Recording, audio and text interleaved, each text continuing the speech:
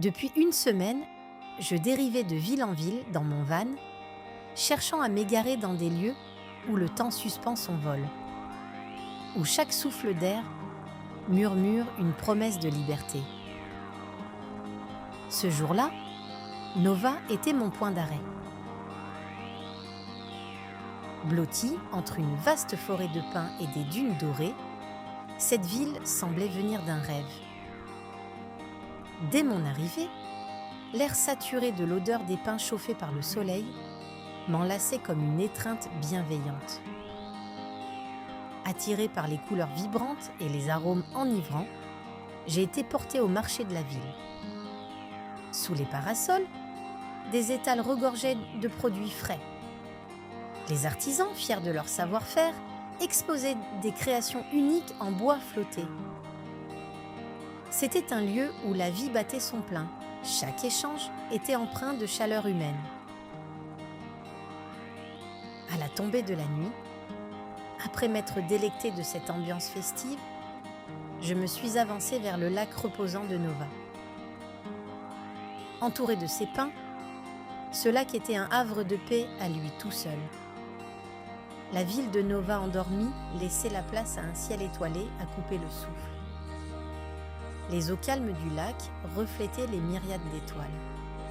Le vent, doux et frais, portait avec lui le tintement des carillons suspendus à cette cabane sur pilotis. La voie lactée qui semblait me chuchoter des secrets d'infini. Chaque souffle du vent, chaque bruissement de feuilles, chaque clapotis de l'eau m'invitait à la contemplation. Était-ce cela que je cherchais en sillonnant les routes ? Ce qui était certain, c'est qu'à Nova, j'avais trouvé un éclat de paix et de beauté que je garderai précieusement en moi, où que mon van me mène ensuite.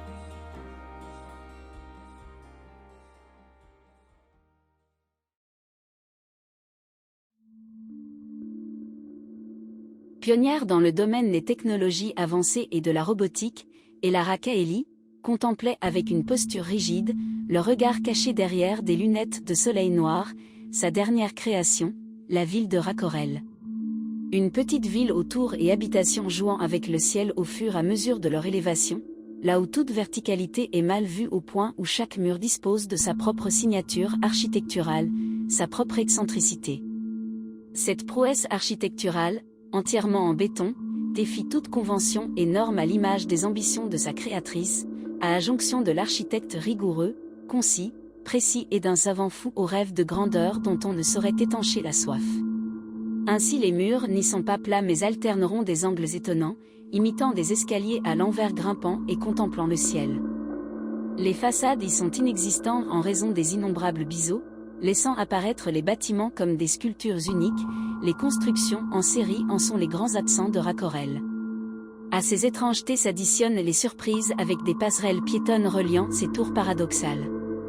Mue initialement par la volonté de libérer les villes des carcans de la géométrie classique, afin d'arracher un regard d'enfant, caché sous nos pupilles d'adultes, le projet a peu à peu pris un tournant imprévisible, comme un adolescent s'émancipant de ses parents. Cela est difficile à expliquer, amis du bon sens, ce paysage où l'exception fait loi n'est pas fait pour vous si vous ne choisissez pas de vivre dans un songe éveillé. Cependant, une fois que vous vous habituerez à Racorel, toutes autres destinations vous paraîtront plus ternes et convenues.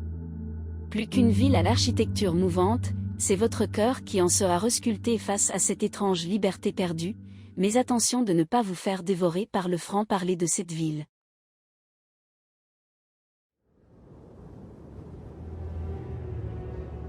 Je me tiens au pied du mont Queenie, une montagne imposante qui domine les hauteurs. Dès que je l'aperçois, je me sens minuscule, presque englouti par la grandeur de ce sommet qui perce la brume épaisse. On raconte qu'une créature mystérieuse rôde ici, et certains prétendent avoir aperçu ses traces dans la boue des sentiers. Mes pas s'enfoncent dans la terre humide, mêlée d'aiguilles, de pins. L'air est empli de parfums d'herbe et de résine. Chaque bruissement attire mon attention. Est-ce le vent ou un animal curieux, ou cette fameuse bête dont tout le village parle ? La forêt est dense, peuplée de sapins et de champignons mystérieux. Au bout du sentier, la forêt s'ouvre sur une vaste étendue d'eau, des lacs si limpides qu'ils reflètent les montagnes. C'est d'une beauté irréelle. Je décide de suivre une piste rocailleuse qui grimpe, disparaissant dans les nuages. Ce n'est pas pour les forêts et lacs que je suis ici, mais pour atteindre le sommet. Quand j'y parviens, le paysage m'éblouit. La montagne, impitoyable, me rappelle combien je suis petit et vulnérable. Le mont Queenie n'étant pas juste une montagne, c'est un défi, un miroir de nos peurs et espoirs.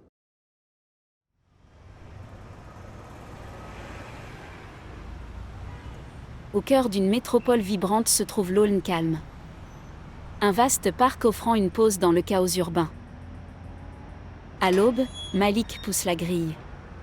Devant lui, un terrain de jeu semble figé dans une attente silencieuse. Une feuille se pose sur lui. Il la prend, admirant sa couleur. Sur le sentier, les feuilles craquent sous ses pas. Le bruit résonne dans le calme matinal. Au détour d'un chemin, il croise un écureuil qui le fixe un instant avant de disparaître dans un arbre. Les heures passent, et le parc change. L'automne cède à une douceur printanière. Les fleurs s'épanouissent. Les chants des oiseaux emplissent l'air. Plus loin, Malik aperçoit un vieux monsieur au bord d'un étang. Une canne à pêche repose dans ses mains noueuses. Une autre est posée à côté, inutilisée. Malik se demande s'il attend quelqu'un, un ami ou un petit-fils qui ne viendra peut-être pas. Cette pensée l'attriste, mais il n'ose s'approcher. Un peu plus loin, il observe deux hommes jouant aux échecs, fascinés par les pièces usées mais disposées avec soin. Porté par leur rire, Malik aperçoit sur une pelouse des copines qui pique-niquent et l'odeur d'un hot-dog parvient jusqu'à lui. Une pluie fine commence à tomber, rendant l'air plus frais.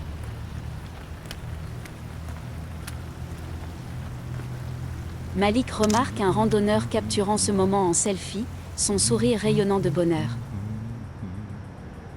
L'air hivernal s'installe.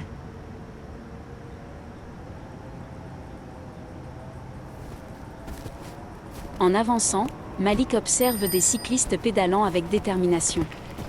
Il se demande ce que cela ferait de rouler aussi vite, le froid mordant ses joues. Alors que le soleil descend, une lumière dorée enveloppe le parc. Chaque détail s'imprime dans son esprit. Les arbres, les gens.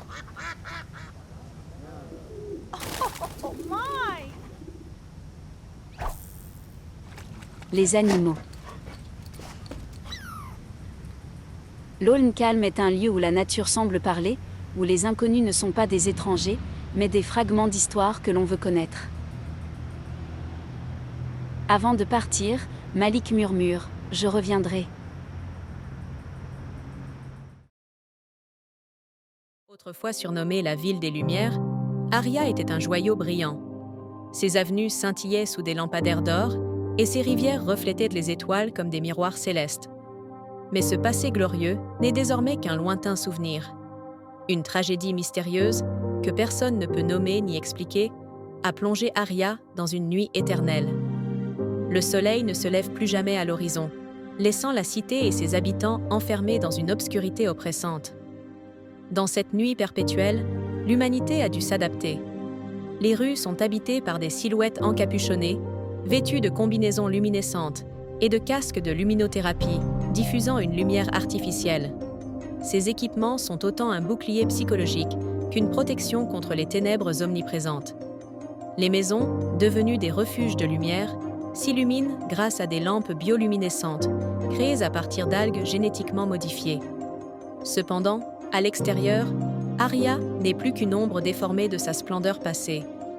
Ces forêts, autrefois peuplées de chênes et d'érables majestueux, sont désormais dominées par des arbres sombres, dont les feuilles scintillent d'une phosphorescence surnaturelle. Leurs racines, devenues carnivores, s'étendent à la recherche de proies imprudentes. La faune a suivi des voies surprenantes. Des rats gigantesques et agressifs règnent en maître, tandis que des oiseaux luminescents, d'une beauté presque divine, illuminent les cieux noirs de leur danse gracieuse. Ces créatures ailées sont devenues un symbole d'espoir pour les habitants d'Aria.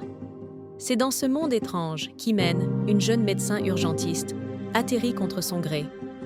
Après un accident de voiture dans un tunnel sombre, elle reprend conscience au cœur de cette forêt suffocante. La profondeur de la nuit, le froid qui s'infiltre jusqu'à ses os, et le silence oppressant lui donnent l'impression d'être morte ou emprisonnée dans un cauchemar sans fin. Mais l'odeur métallique de l'air et la fraîcheur de la nuit lui rappellent qu'elle est bien vivante. Errant dans les rues dévorées par la nuit, Imen découvre un paysage spectral. Des bâtiments familiers, dévorés par la pénombre, se dressent comme des spectres. Elle se demande alors comment un tel écosystème peut-il survivre? Comment le corps humain peut-il s'adapter à un environnement où la lumière naturelle est absente? Mais au-delà de la peur, une fascination naît en elle. Ce monde est cruel, hostile, mais il dégage une beauté étrange et viscérale. Une pensée plus intime, plus terrifiante, émerge. Et si ce n'était pas un hasard qu'elle soit ici? Et si ce monde, aussi brutal qu'il soit, avait des réponses à des questions qu'elle n'avait jamais osé poser sur elle-même?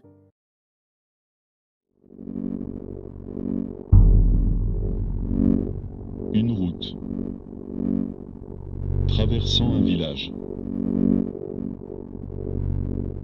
Coupant un univers en deux. Séparant deux visions par un phénomène naturel. Le temps.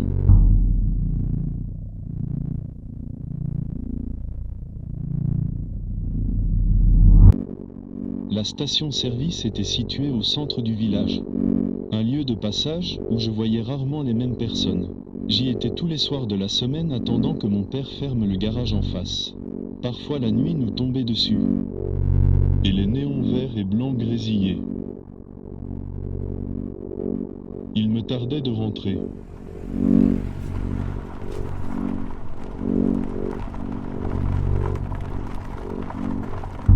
Aujourd'hui, il ne reste plus grand-chose. Les arbres sont couchés. Le toit est tombé. Mais les néons restent encore allumés. Tout a changé et pourtant rien n'a bougé. La route sépare toujours le village. Et les univers du souvenir et du présent s'éloignent.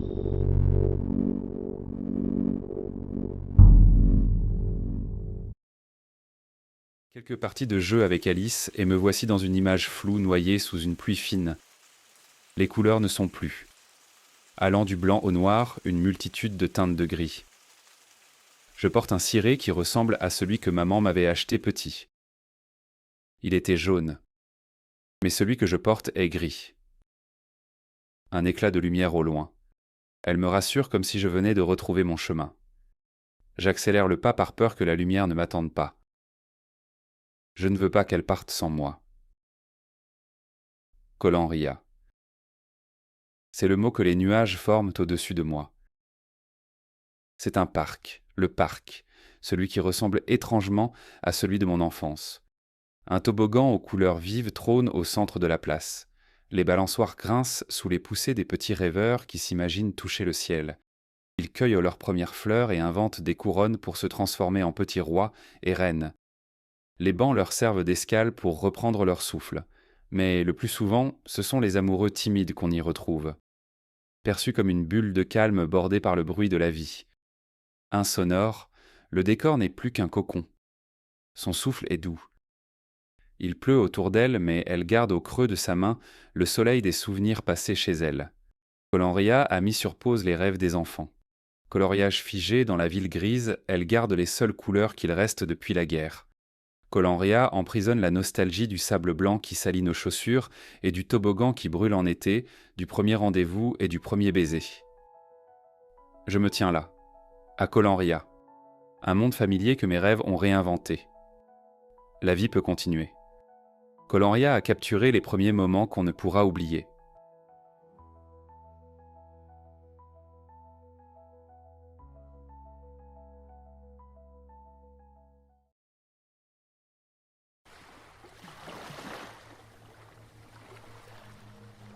La mystérieuse île de Melkori. Melkori flotte, suspendue entre ciel et mer, bercée par l'océan. Ses rivages dorés exhalent le parfum subtil du sel et des fleurs sauvages. Melkori semble irréelle. Éloignée de tout continent, Melkori oscille lentement au gré des vagues, défiant les lois de la nature. Les maisons colorées, nichées sous les palmiers, se fondent parfaitement au paysage. Chaque élément de cette île semble suspendu dans le temps. D'étroits sentiers mènent à des lieux secrets, où la nature règne sans partage. Sous la chaleur du soleil, les palmiers murmurent dans la brise. Et le chant des oiseaux se mêle au doux clapotis des vagues.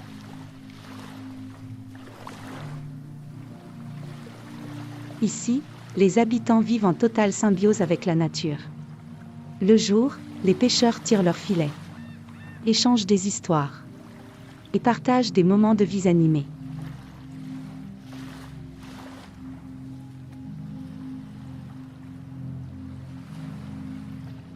La nuit, des rires et des chants s'élèvent, portés par les étoiles.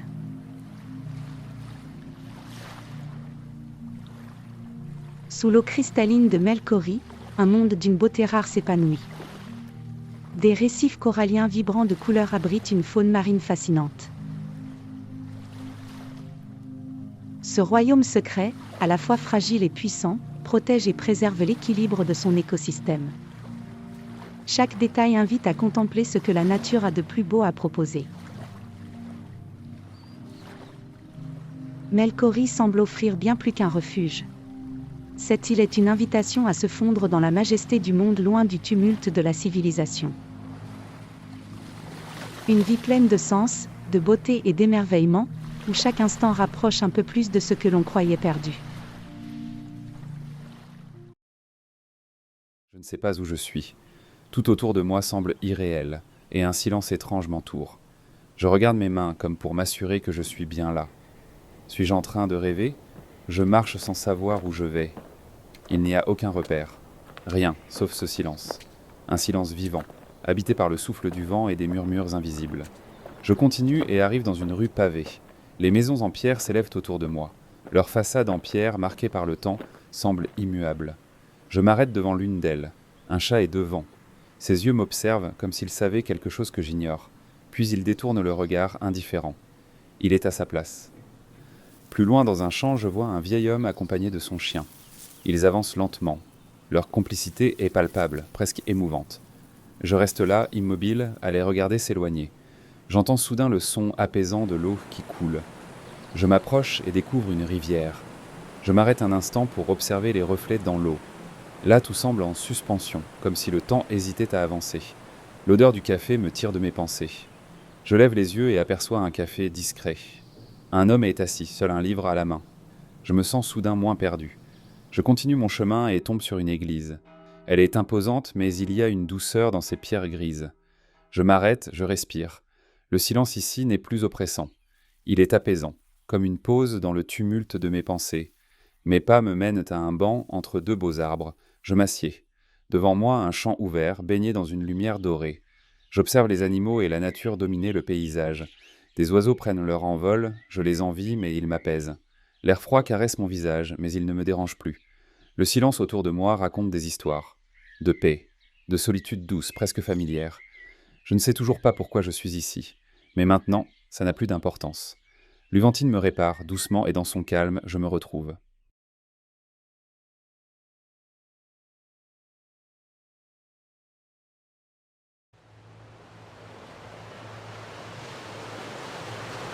Près d'ici, une légende fascinante continue de captiver les esprits. On raconte l'existence d'un temple extraordinaire, sculpté dans la roche, accessible uniquement par la mer. Depuis peu, cette histoire refait surface, attisant la curiosité. Plusieurs aventuriers ont tenté d'y parvenir. Des bateaux sont partis, mais aucun n'est jamais revenu. Qu'est-il advenu d'eux? Ce temple existe-t-il réellement? Ont-ils sombré dans les profondeurs? Aujourd'hui, c'est à mon tour. Je me prépare à plonger dans l'inconnu. Quelles découvertes m'attendent? À l'aube, je prends place à bord de ma barque laissant les vagues me guider. Les heures s'étirent, lentes et silencieuses. Puis, soudain, il apparaît. Un immense rocher émerge à l'horizon, portant une inscription gravée. Hosanna. C'est ici. Je n'ai plus aucun doute. Un peu plus loin, sculpté dans la falaise, le temple se dévoile. Majestueux, mystérieux. J'accoste, attache ma barque au pied des marches. Pas la moindre épave à l'horizon. Mais alors, que sont devenus ceux qui ont tenté cette aventure avant moi? Je commence à gravir les marches, pas après pas, jusqu'à atteindre une porte monumentale, vestige d'un autre âge. Elle semble résister, mais sous ma poussée, elle s'ouvre lentement, dans un grondement sourd. Devant moi, un sas sombre et immobile. Plus loin, un couloir étroit s'étire vers l'inconnu. Je m'engage. À la fin du passage, un vaste hall se déploie devant mes yeux, grandiose et inquiétant. Tout autour, des couloirs s'enfoncent dans l'obscurité. Et là-bas, tout au bout, un escalier monumental s'élève, perdu dans les hauteurs. C'est alors qu'un bruit mécanique résonne. Sous mes pieds, au centre du hall, une grande rosace se met en mouvement. Lentement, elle dévoile un escalier secret qui descend, plongeant vers les profondeurs de la terre. Je ne réfléchis pas. Je m'avance, m'abandonnant à l'inconnu. Les marches semblent interminables, chaque pas m'entraînant un peu plus près de l'océan lui-même, jusqu'à ce que j'arrive enfin. Là, dans un lieu hors du temps, où l'architecture et les eaux se confondent, une passerelle fragile s'étire devant moi, menant vers un ailleurs indéfinissable. Je marche, comme guidé par une force invisible. Une étrange sensation m'envahit. Mon corps devient léger, presque éthéré, comme si mon âme s'en détachait doucement. Puis, une lumière, brillante, puissante, aveuglante. Où suis-je? Que suis-je devenu?